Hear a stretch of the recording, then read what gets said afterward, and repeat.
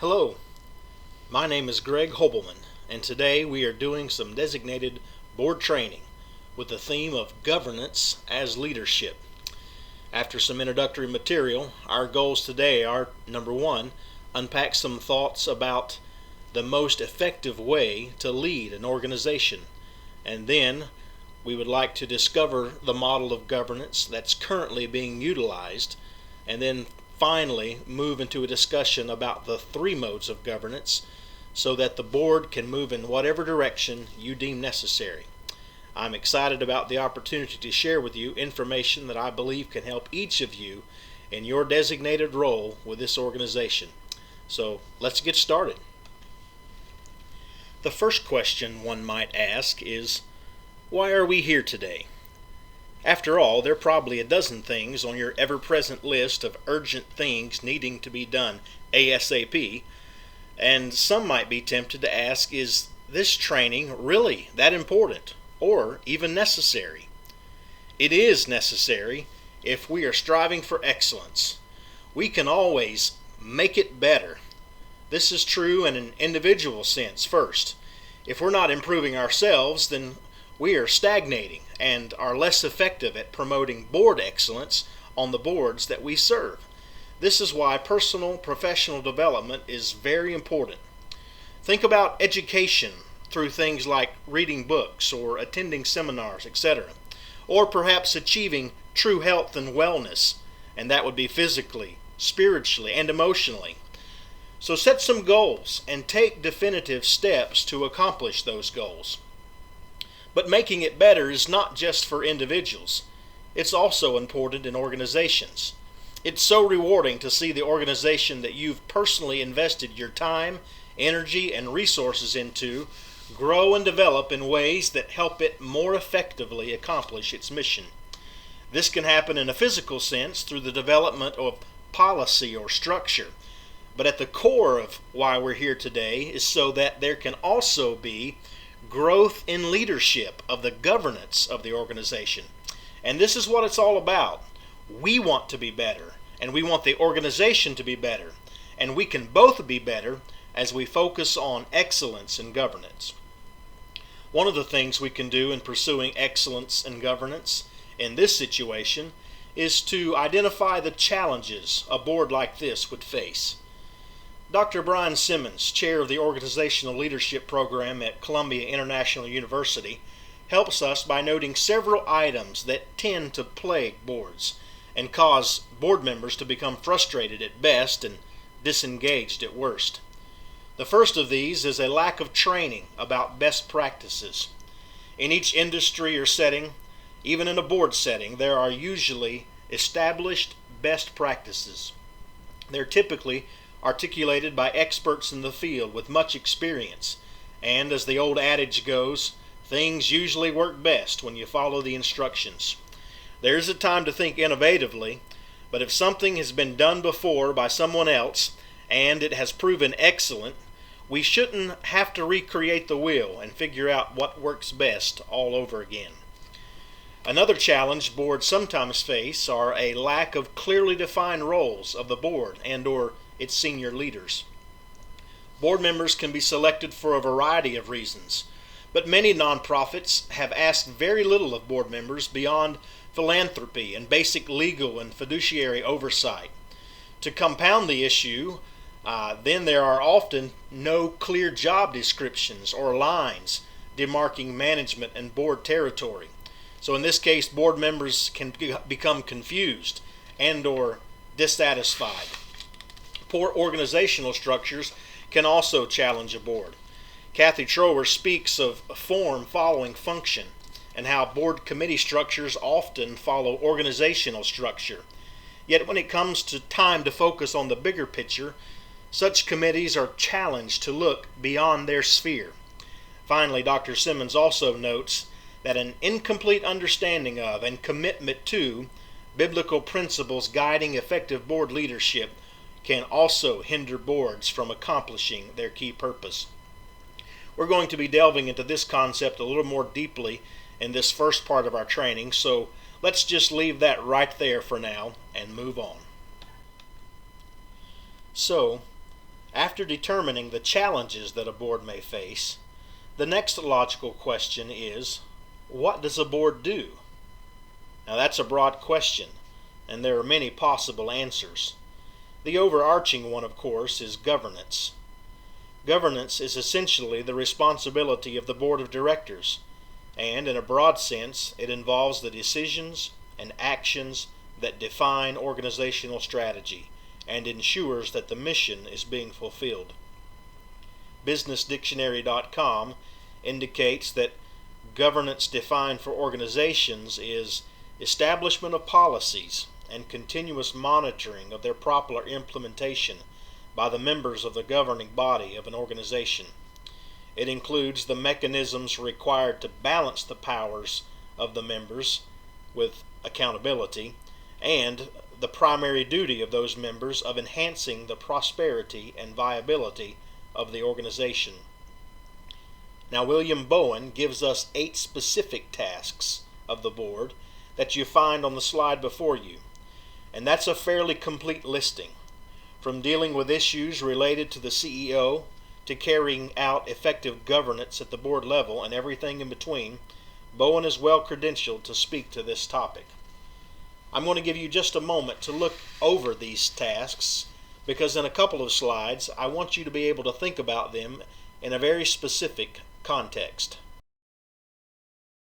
As we consider the tasks of the board, and especially the overarching task called governance, this leads us to ask, what is the most effective way to lead an organization? While there are a number of leadership theories one might consider, when it comes to managerial control, there have been 2 main opposing theories in the debate. In the decades leading up to the 90s, agency theory influenced a lot of the then current strategic management and business policy.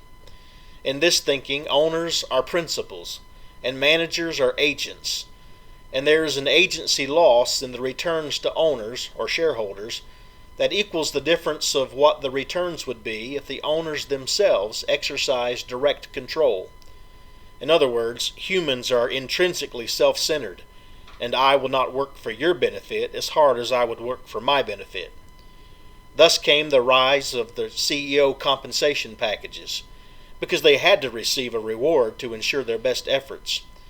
But even after that, appropriate control structures also had to be put into place to ensure that the principals were getting the benefits of the work for which they were paying. But there have been a number of authors in the field of organizational leadership since then that have felt this view of human nature is too low and narrow, and that as humans, we are capable of higher forms of motivation than just reward and punishment. In the early 90s, Lex Donaldson and James Davis argued for a stewardship theory view, where a need to achieve the intrinsic satisfaction of completing challenging work and the exercise of responsibility and authority, and most importantly the recognition of peers, all contributes to a manager doing a good job on behalf of the owner. They published a study which supported their thinking, and for the past 30 years the concept of steward leadership has begun to grow. Now, do you remember Bowen's 8 tasks for the board from a couple of slides ago? Here is where we're going to think about what they all have in common. We are asking ourselves the question, how does governance as leadership fit into all this? Now, if you carefully consider the tasks of the board, we would see that the most apt description of the board is that of a steward. Just in case any may be wondering how that is possible, just consider. Historically, a steward is someone who manages property and resources belonging to another in order to achieve the owner's objectives. Yes, even the board of directors holds an organization in trust for the stakeholders. As the basis of the definition of stewardship is one whom has been given a trust, this puts boards or trustees in a classical stewardship role, even though they have the obligation of governance. There are 5 key concepts that should be understood in recognizing steward leadership by the board as an effective model. Kent Wilson, in his very helpful work, Steward Leadership in Nonprofit Organizations, articulates these on your slide. We have touched on the ownership aspect already, but another key concept in this list is managing resources and leading or influencing people. These are all fundamentally connected to board governance and stewardship. In moving on, although there are different models that define governance, Wilson says that behind most effective governance approaches is a foundation based on the board operating as a steward. Here, though, I would like to ask the question of this board: what type or model of governance do you utilize? Now, there are a range of approaches available, and Wilson also lays these out for us on a scale from the most operationally focused to those most strategically focused. To give them a brief description, the most operational model is one where the board manages, governs, and performs most operational responsibilities. The collective model is where the board and staff operate as a team, with board involvement in operations and management. Then there's the management model, where the board manages operations through functional committees. In the constituent model, the board is made up of constituent representatives. Then there's the traditional model that is perhaps the most common, where the board governs through some functional committees, but also delegates management functions to executive staff. The results-based model is where the board monitors performance of the organization through committees, and the executive director typically carries substantial influence with the board. The policy governance model is where the board governs through policies that establish organizational aims and management limitations. There's also the advisory model, where the board is selected and dominated by the executive director and governs only in a limited sense. As it may be seen by this list, a board could be labeled as more than one model. For example, the constituent model board may still operate as a traditional model in actual governance, or the traditional model board in function may still look at results and establish certain policy and practice. The overall takeaway here is that governance is an important part of the board's responsibility that is a specialized application of steward leadership. The board just needs to understand how it has been operating and grasp the operational versus strategic need for the future of the organization. Moving on to the next slide, we have here a tool that will help the board to truly measure how it operates. Chait, Ryan, and Troyer have designed a board performance profile that supports the governance as leadership framework. It measures the board's performance as fiduciaries, strategists, and sense makers, as well as the categories board members' understanding of organizational context, organization and operations, discussion and deliberations, composition, and finally personal experience. In this profile, statements are made in the 8 different categories and are rated by members of the board on a scale of 1 to 5, where 1 is strongly disagree and 5 is strongly agree. Sample statements in each category might look something like this. For fiduciary responsibilities, it might be that the board ensures that resources are allocated effectively. For strategy or foresight, the sample statement might be, the board ensures the capital budget reflects strategic priorities. For the area of discernment or insight, the sample statement might be, the board often helps spot problems and opportunities. For context, perhaps it would be, the board agrees on what matters most to the organization's long-term success. For the areas of organizations and operations, the sample statement might be, the board receives the right amount of information. And then in the area of meetings, discussions, deliberations, and group dynamics, perhaps the statement would be, no single or few board members wield most of the power most of the time.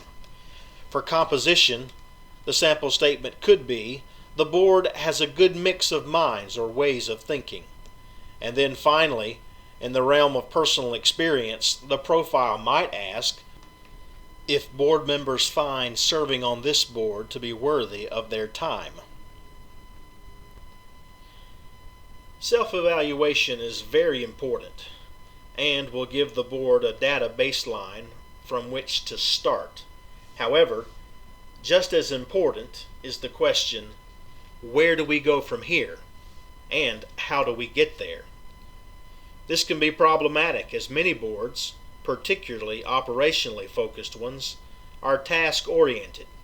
If there's a need, then typically we just do something to make it better. Yet, tasks in and of themselves do not lead to better governance. In fact, focusing on tasks often encourages micro-governance. Then even if the task at hand could be clarified, it still does not necessarily promote effective governance by itself. So sometimes a shift in thinking can be helpful. It would be more strategic in nature, but we might begin by asking the question, what is effective governance? Or, to what end are we governing? So, for the final part of our training, we want to pursue what is effective governance by developing a better understanding of the three different types of governance and how governance as leadership utilizes all three of those types to promote effective board stewardship. On this slide, we want to quickly introduce you to each of the three types we will be looking at for the remainder of our time and clarify a key understanding regarding trimodal governance. The first mode of governance is Type 1, or fiduciary. With more details to follow, let me say that in its simplest construct, fiduciary type governance ensures that organizational goals are met. The second mode of governance is Type 2, or strategic. This type of governance can be simplified to say that it ensures that the organizational goals are set. The third mode of governance is Type 3, or generative. It is the mode of governance that figures out what the goals of the organization should be. As we look at each of them, one may appear more attractive than another, and some may think that, hey, this is the way we should govern. But let me point out here that this is not an either-or proposition. In governance as leadership, all three types of governance are absolutely necessary, and in that sense, they are all equal, as the three sides of this triangle indicate. There are in fact pros and cons to each mode, and to focus on a single type. Perhaps the most common role of the steward board is the fiduciary role. In the role of trustee, Type 1, or fiduciary governance, aims to prevent theft, waste, or misuse of resources. It ensures that resources are deployed effectively and efficiently to advance the organization's mission. Fiduciary is an execution type mode of operation. The concern is oversight and inquiry, and particularly the board acts as a watchman over the organization. The benefits of this type of governance is that a set of very important questions are being asked, like, are we acting in accordance with our mission? Is something amiss or out of order? Or perhaps is anything contrary to established policies, procedures, and precedents? Is the organization compliant with certifications, accreditations, state and federal rules and regulations? This focus allows the board to safeguard the mission against both unintentional drift and unauthorized shifts in purpose, and requires that trustees operate solely in the best interest of the organization. This fiscal responsibility involves the management of finances, legal compliance, and risk of the organization through things like financial planning, financial processes, internal controls, analysis, and reporting to government and stakeholder entities.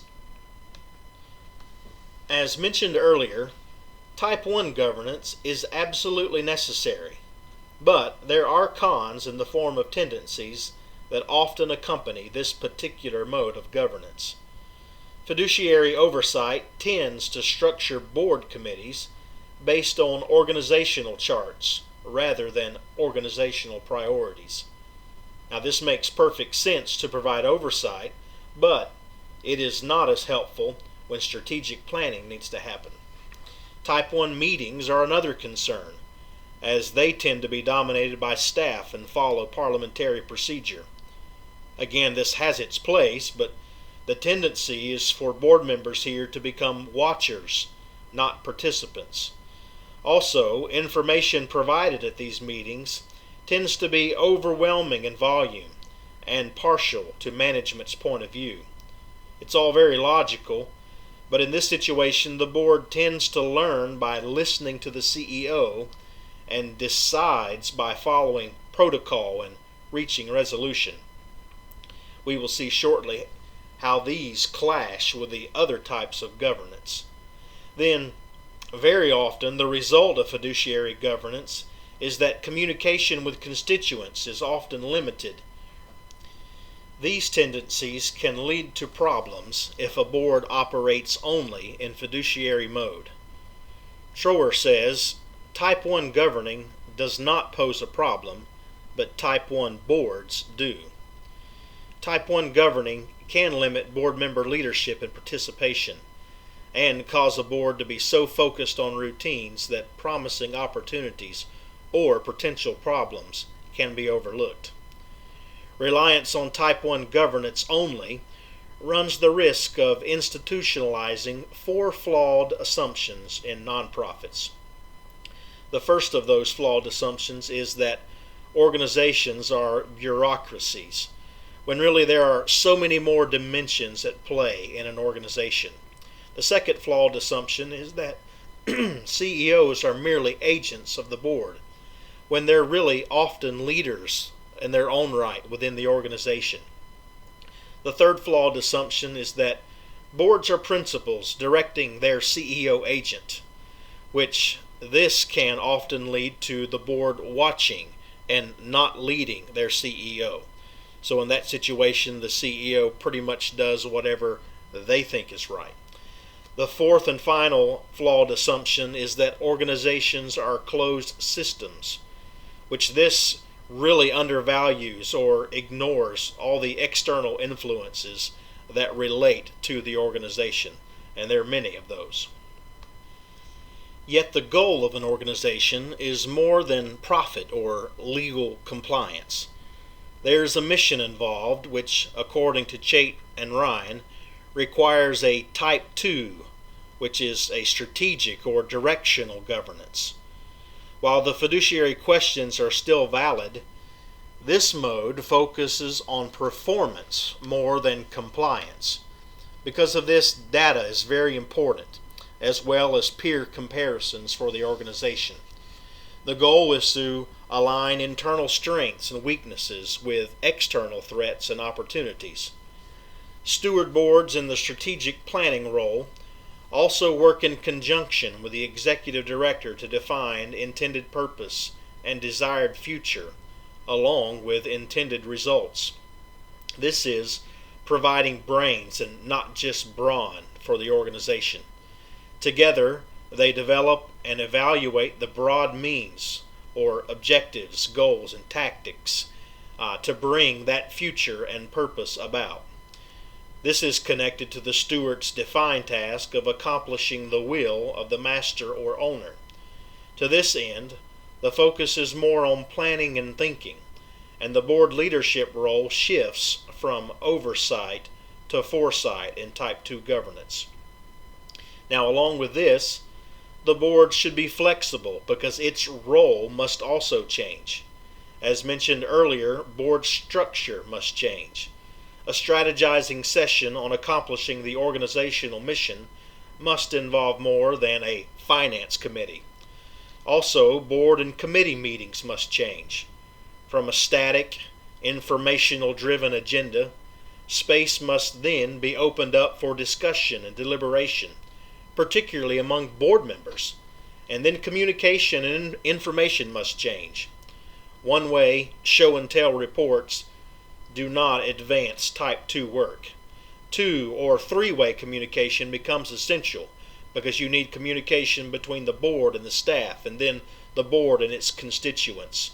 All of this is very important in Type 2 governance. Yet there are challenges to a strategic mode of governance.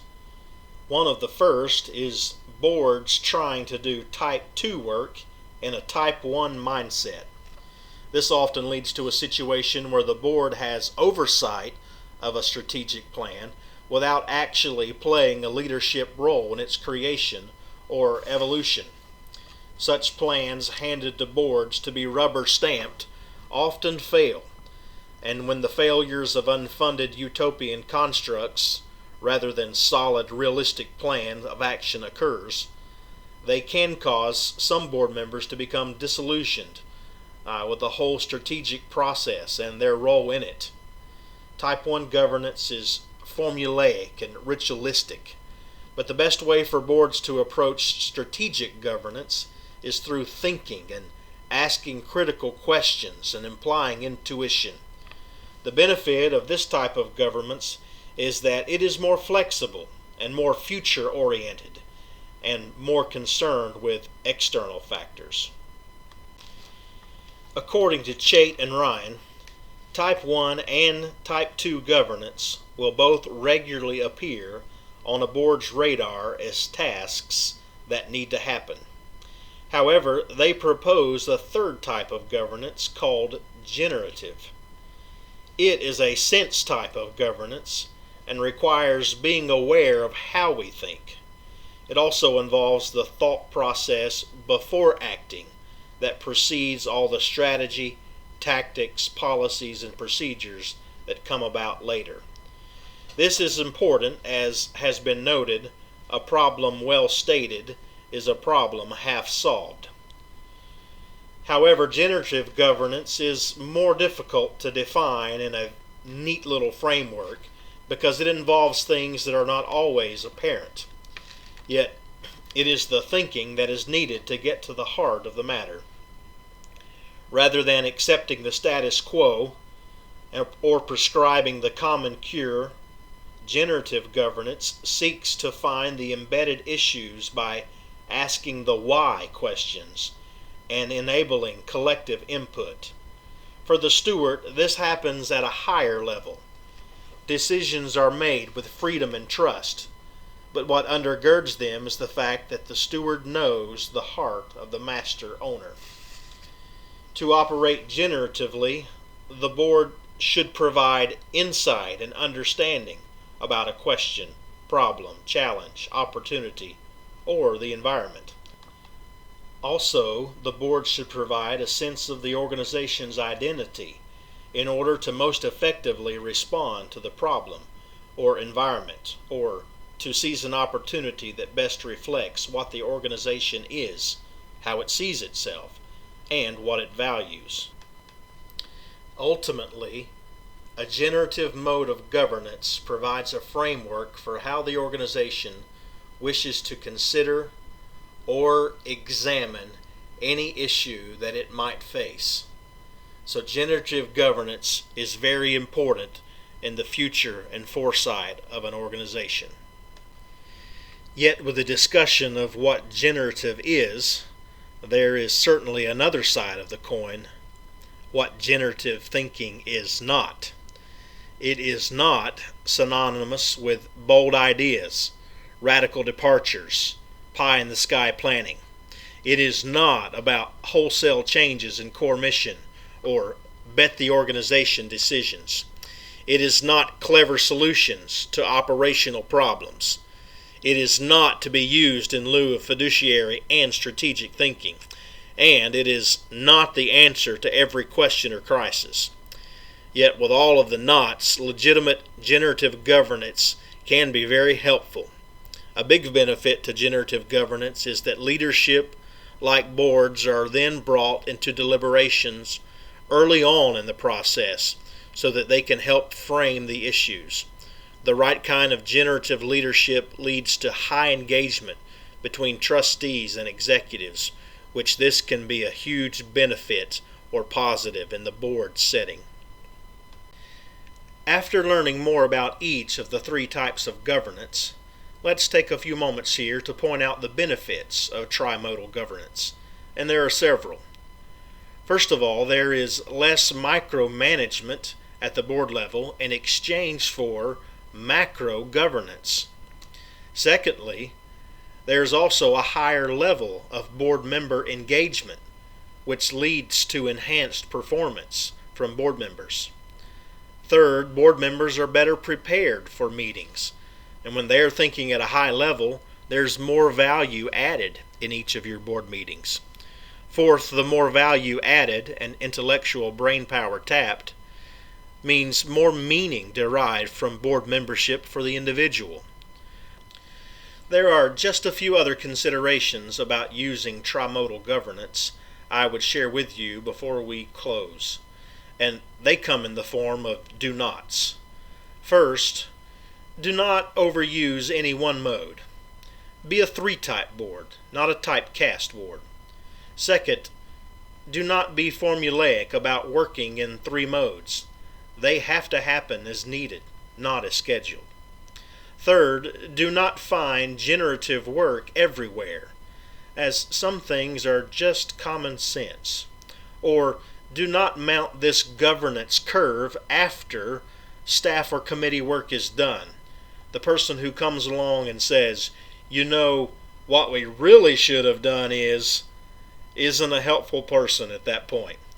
Fourthly, do not use governance as leadership as a pretext for hobby horses or reforms. This can happen very easily and should be avoided. Fifthly and finally, do not underestimate the durability and attractiveness of the status quo. If something is working, keep it working. These next several slides are a comparative table of the three types of governance that I find very helpful. And rather than go over each detail in this table, some of which was in the presentation, I would simply like to show it to you while we pause for questions before we conclude.